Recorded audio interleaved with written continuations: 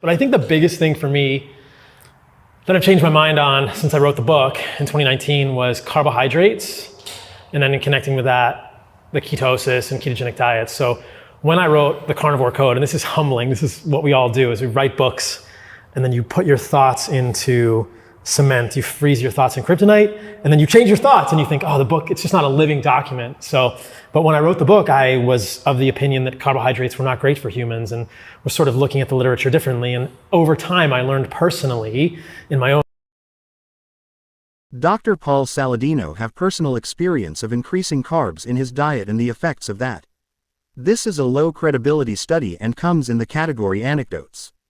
Realized, and I wasn't taught this in medical school, was that insulin spikes after you eat carbohydrates are actually healthy for the human body for a variety of reasons.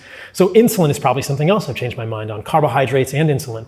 What I realize now is that your body needs an insulin signal after a meal when you eat carbohydrates to signal to the kidneys to resorb and hold on to minerals, sodium, potassium, calcium, magnesium. So the massive, profound electrolyte problems that people get on long-term ketogenic diets are almost certainly due to a lack of insulin signaling at the level of the kidney. There are various levels of kidney physiology upon which insulin is going to act, but people in the ketogenic space, I think, are well-intentioned and they're trying to hold on to minerals by including massive amounts of salt in their diet, but it just doesn't work because you need an insulin signal at the level of the kidney to hold on to those things. So the first thing I did when I sort of transitioned off a ketogenic zero carb, quote unquote, carnivore diet was include honey in my diet. And the first couple of days I felt a little weird because I was physiologically insulin resistant.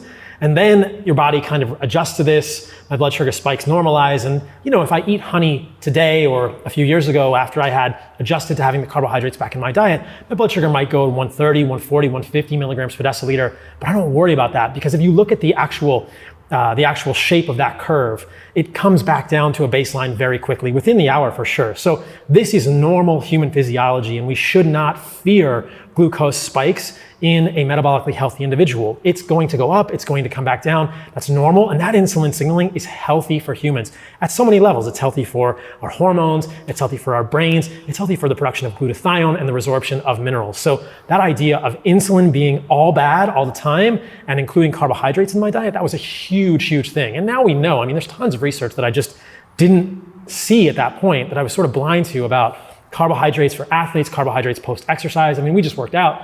I have holes in my shorts now from the weight belt and this, this weight that I was using has ripped a hole in the front of my shorts here. And carbohydrates post-exercise are so clearly shown to improve performance. Carbohydrates overall are shown to improve all sorts of metrics in humans, testosterone, recovery, sleep, all kinds of things. So those are two big ones for me from the outset. Now, on the cramping side, I've got a question.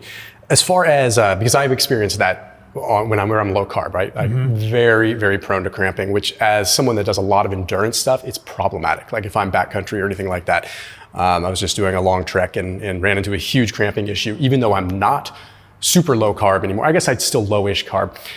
And I would argue that it actually takes time to actually recover from some of that insulin issue that you have with the kidneys. But the question that I've always had, and maybe you know the answer, since protein is insulinogenic, can you get some resorption of the minerals through the insulin spike with protein, or does the glucagon cancel that out in that case? You get some, it's just nowhere near. If you look at the amount of insulin and the level of insulin you get with carbohydrates, it's much higher than it is with just protein. You get some with protein, it's just not the same as a carbohydrate spike. And so people in communities that are fearful of carbohydrates will say, look at how much insulin you're getting. And that's good, you need that. And so people understand this also, when you don't eat carbohydrates, you become insulin resistant. This is not the pathological insulin resistance of diabetes, which is different physiology that I can describe. This is the insulin resistance of physiology, basically historically, evolutionarily, this is starvation insulin resistance, meaning that you are physiologically insulin resistant. Your body is saying, hey, spare the glucose. Any glucose you're getting, spare that for the brain, the adrenals, and the gonads, and maybe the red blood cells. Don't put it in the muscles. That's physiologic insulin resistance, and that's what you see in people who are low carb or zero carb or keto, and that's why the first time someone like that eats carbohydrates, they may feel very strange, or the blood sugar may go up. This is why a woman who is low carb will fail a glucola test in her pregnancy, because that is physiologic insulin resistance. And I actually have come to believe that's not a good thing. I don't think we want to be physiologically insulin resistant. It is a historically, evolutionarily adaptive thing for extreme situations, but I think that humans do better. And I've come to see carbohydrates as a signal of abundance. I mean, if you go to spend time with the Hadza or the Maasai or the Samburu or the Khoisan, I mean, these tribes invariably seek carbohydrates and they celebrate it. They don't think, oh, I've had 100 carbs today already, I'm not gonna eat this. When I was with the Hadza, we found a beehive and they just went off on this thing. I mean, I got a big chunk of beehive and ate it with the larva in there and the honey, and it's amazing. And the 3 Hadza guys that I was with were probably ate 60, 70% of the honey in this hive and then shared a little bit with their comrades when they came back. Say, hey, we found a hive, here's a small amount for you guys. But they'd eaten a ton of this stuff. So historically, I think humans had massive exposure to carbohydrates whenever they could get it, as much as they could get it. Yeah. They didn't fear it at all. I would agree. I mean, I definitely feel like, to say that carbohydrates aren't evolutionarily correct is invalid. I mean, I think there's always access to them at some point, one way or another. So humans are seeking them. Yeah. If we don't have them, we're seeking them. If we can't find them in berries, I didn't mean to cut you off, but if we can't find them in berries, if we can't find them in honey, we're going to find them in roots. Yeah. It's a piece. It's interesting. It's just so intuitive and simple. We're looking for animal protein. We're looking for nutrients and organs. That's clear. We're always eating the whole animal. But the next thing, I think, in tandem with that, we're also seeking carbohydrates as wild humans. We've forgotten what wild humans look like because we all, except for maybe a couple thousand people on the planet today, live as semi-domesticated humans. But it's very clear. I mean, if you look at the Hadza, so there was a PhD researcher who actually spent a lot of time with them and gave them surveys of these nomadic tribes and said, what are your favorite foods? And there were 5 foods that were their favorite. So there was meat, there were berries, there was baobab, there was tubers, and I forget the last one, I'll think of it in a moment. But honey was invariably the first thing that they wanted. Both men and women ranked honey as number 1. And men said meat as number 2. Women ranked berries, baobab, and tubers, I think all about the same. But in both groups, the roots were sort of the last thing that they wanted to eat. Wow, man, that's wild. But both of them that was the favorite thing for them, was honey. Well, I mean, it makes sense. It's delicious. They celebrated it more than anything, right? And if you look at these people, there are tons of studies of them, of their cardiovascular health.